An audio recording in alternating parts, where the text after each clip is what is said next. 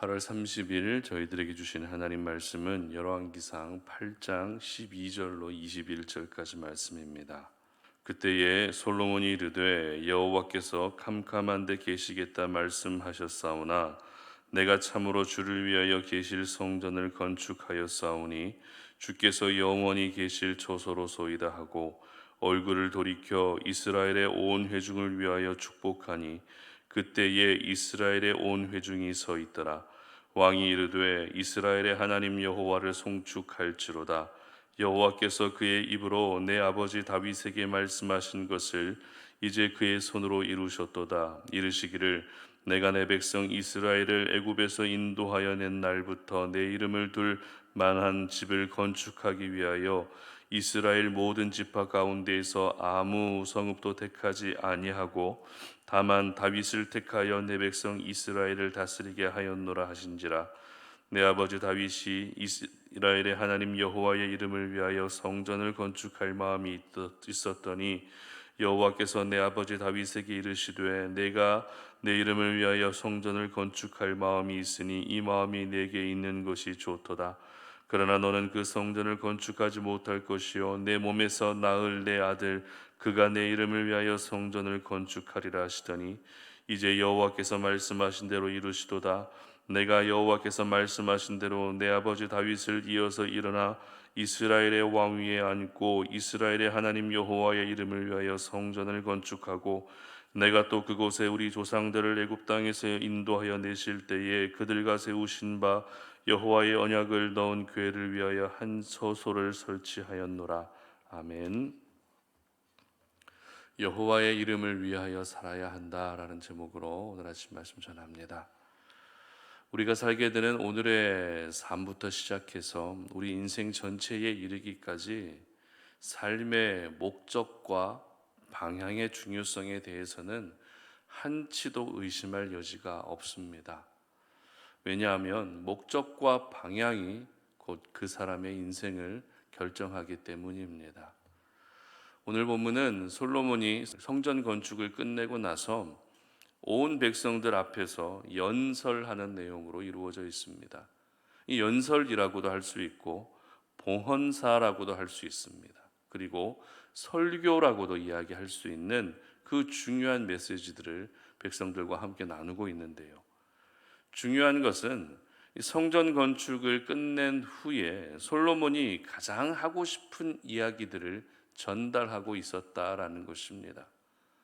성전 건축에 진행되었던 모든 그 경과를 보고한다든지 아니면 성전 건축 과정에 있었던 어떤 어려움이라든지 아니면 하나님이 어떻게 순적하게 이 모든 과정을 인도해 주셨는지 사실 하고 싶은 이야기가 참 많았을 것입니다.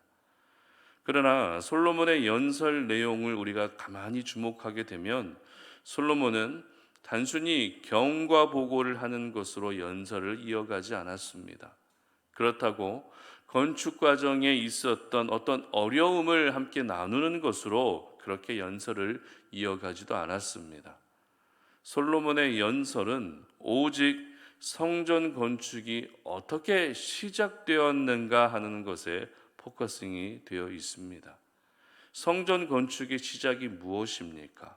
성전 건축의 시작은 바로 성전 건축의 목적이라고도 할 수 있습니다. 여러분, 성전 건축을 하게 되면 누가 가장 많은 혜택을 볼까요? 솔로몬이었을까요? 아니면 백성들이었을까요? 그렇지 않습니다.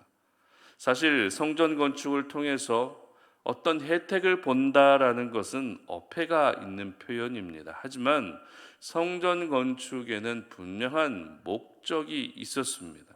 즉 성전 건축을 통해서 누군가는 더 드러나야 하고 성전 건축을 통해서 누군가는 더 높아져야 한다는 것입니다. 그분이 누구십니까? 바로 살아계신 하나님이십니다. 그렇습니다. 솔로몬은 성전 건축을 마치고 나서 연설을 통해서 바로 성전 건축이 하나님을 위한 중요한 역사였다라는 것을 집중적으로 말하고 있었던 것입니다. 이 부분에 대해서 기록하고 있는 몇몇 구절 말씀들을 함께 찾아볼 텐데요. 먼저 17절 말씀 보시기 바랍니다. 내 아버지 다윗이 이스라엘의 하나님 여호와의 이름을 위하여 성전을 건축할 마음이 있었더니 아멘. 그리고 이어지는 18절 말씀도 보시기 바랍니다. 여호와께서 내 아버지 다윗에게 이르시되 내가 내 이름을 위하여 성전을 건축할 마음이 있으니 이 마음이 내게 있는 것이 좋도다. 아멘. 그리고 20절 하반절도 보시기 바랍니다. 내가 여호와께서 말씀하신 대로 내 아버지 다윗을 이어서 일어나 이스라엘의 왕 위에 앉고 이스라엘의 하나님 여호와의 이름을 위하여 성전을 건축하고 아멘. 여러분 방금 이 세 말씀에서 공통점을 발견하셨습니까? 이 세 말씀에서 반복적으로 언급되고 있는 한 가지 표현이 있죠. 바로 여호와의 이름을 위하여라는 표현입니다. 무슨 말입니까? 솔로몬은 성전 건축의 목적이 여호와의 이름, 하나님의 이름을 위한 것임을 말하고 있었다는 것입니다. 성전 건축을 통해서 솔로몬 자신의 존재감을 이방 나라와 백성들 앞에서 나타내고 싶지 않았습니다. 그것이 목적이 아니었습니다. 성전 건축을 통해서 백성들에게 어떤 편의를 제공해 주는 것도 역시 성전 건축의 목적이 아니었습니다. 솔로몬이 정확하고도 분명하게 밝히고 있는 사실은 성전 건축의 목적이 여호와의 이름을 위한 것이었다라고 말하고 있었습니다. 솔로몬은 바로 이 사실을 온 백성들 앞에서 가장 먼저 이야기했던 것이죠. 여기서 저희들은 우리 삶의 목적과 방향이 오늘도 무엇을 향하여야 하는지 생각할 수 있습니다. 물론 오늘 본문은 성전 건축이라고 하는 특정 사건을 배경으로 하고 있습니다. 그러나 오늘 말씀을 적용해야 될 영역은 이보다 더 넓게 적용될 수 있어야 합니다. 바로 우리 삶의 전 영역에서 오늘 말씀이 적용되어야 한다는 것입니다. 따라서 여호와의 이름을 위한 목적으로 성전이 건축되었다는 것은 여호와의 이름을 위한 목적으로 우리가 오늘이라는 삶을 살아야 하고 그리고 평생의 삶을 살아야 한다라는 그런 적용이 우리 가운데 있을 수 있어야 한다는 것이죠. 솔로몬이 이렇게 여호와의 이름을 위하여라는 표현을 집중적으로 3번에 걸쳐서 반복하고 있기 때문에 우리는 이 부분을 절대 그냥 지나칠 수가 없습니다. 그렇습니다.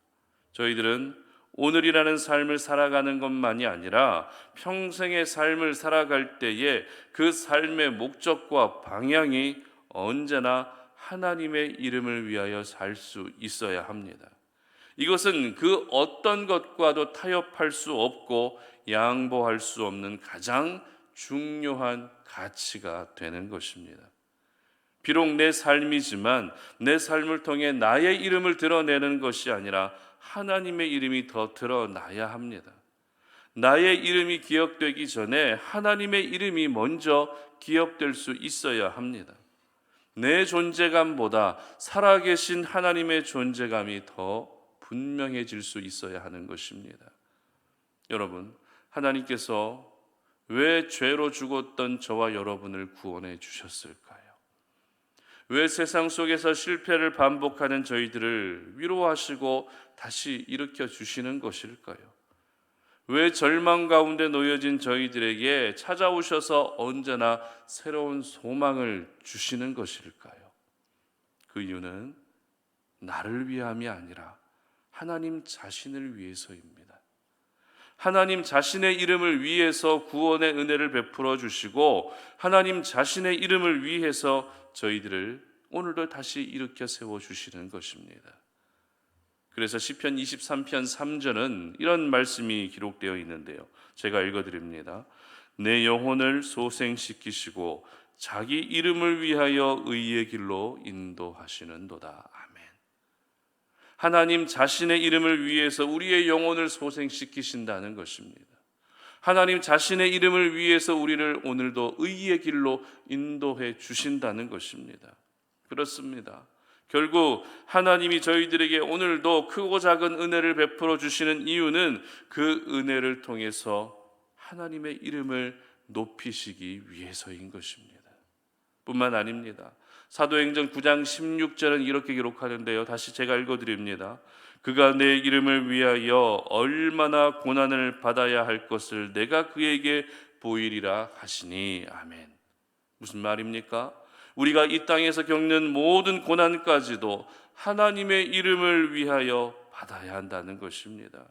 이처럼 우리는 삶 속에서 여호와의 이름, 하나님의 이름을 위하여 살아야 할 삶이 정말 많습니다. 그렇다면 우리가 삶의 전 영역에 걸쳐서 오로지 하나님의 이름을 위하여 살아야 하는 이유가 무엇일까요? 삶의 모든 영역의 목적과 방향이 오직 여호와의 이름을 위한 것이 되어야 하는 이유가 무엇입니까? 오늘 보면 14절 말씀을 함께 읽어봅니다. 얼굴을 돌이켜 이스라엘의 온 회중을 위하여 축복하니 그때에 이스라엘의 온 회중이 서 있더라. 아멘. 바로 거기서 축복이 시작되기 때문입니다. 물론 우리가 복을 받기 위해 신앙생활하는 것은 아닙니다. 복을 받기 위해 하나님께 잘 보여야 하는 것은 아닙니다. 그러나 하나님을 잘 섬기고 하나님의 이름을 위하여 사는 사람에게는 하나님의 축복이 당연히 따라오는 결과이기 때문에 우리가 굳이 그 축복을 마다할 필요는 없는 것입니다. 하나님은 오늘도 저와 여러분에게 복 주시기를 원하십니다. 하나님은 오늘도 저와 여러분에게 은혜 베푸기를 원하십니다. 그런데 그 복과 은혜는 가만히 앉아 있는다고 해서 주어지는 것이 절대 아니죠. 오늘도 여호와의 이름을 위하여 살아가는 분명한 삶의 목적과 방향을 가지고 있는 사람들에게 주어지는 특별한 은혜이며 특별한 축복인 것입니다.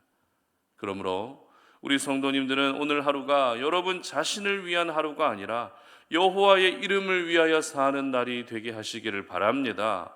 오늘 하루 동안에 일어나는 모든 일들도 하나님의 이름을 위하여 감당하시고 어떤 상처를 받는 일도 역시 하나님의 이름을 위하여 참아낼 수 있기를 바랍니다. 그래서 여호와의 이름을 위하여 사는 것이 저와 여러분의 변하지 않는 삶의 목적과 방향이 될 수 있었으면 좋겠습니다. 여호와의 이름을 위하여 사는 것이 오늘이라고 하는 이 힘든 시간을 버틸 수 있는 또 하나의 동기가 될 수 있었으면 좋겠습니다. 여호와의 이름을 위하여 사는 것이 여러분의 삶 속에서 그 어떤 것과도 바꿀 수 없는 가장 소중한 기쁨으로 다가오시기를 주님의 이름으로 축복합니다. 함께 기도하겠습니다. 하나님 아버지 감사합니다. 오늘도 우리가 이 새벽에 주님 앞에 나와 기도하며 오늘 하루를 기도하며 하나님의 말씀 안에서 시작합니다. 오늘 우리가 살아가야 될 삶의 목적과 방향은 오직 하나님의 이름을 위하여 살아야 한다는 사실을 우리가 깨닫습니다. 나를 위하여 사는 것이 아니라 내 이름을 위하여 사는 것이 아니라 하나님의 이름을 위하여 살고 하나님의 기쁨이 되기 위하여 살고 하나님의 영광이 되기 위하여 사는 것이 우리의 삶의 목적이 될 수 있도록 도와주시옵소서. 내가 삶의 현장에 사고 있는 모든 일들도 하나님의 이름을 위하여 감당할 수 있게 하시고 그리고 내가 겪는 고난과 아픔도 역시 하나님의 이름을 위하여 감당하고 있다는 사실을 기억하며 오늘도 결코 무너지지 않는 그런 귀한 하루가 될 수 있도록 도와주시옵소서. 하나님의 이름을 위하여 사는 자들에게 허락해 주시는 우리 하나님의 놀라운 은혜와 축복을 경험하는 우리 모든 성도님들 되게 하여 주시옵소서. 감사드리며 예수님의 이름으로 기도드립니다. 아멘.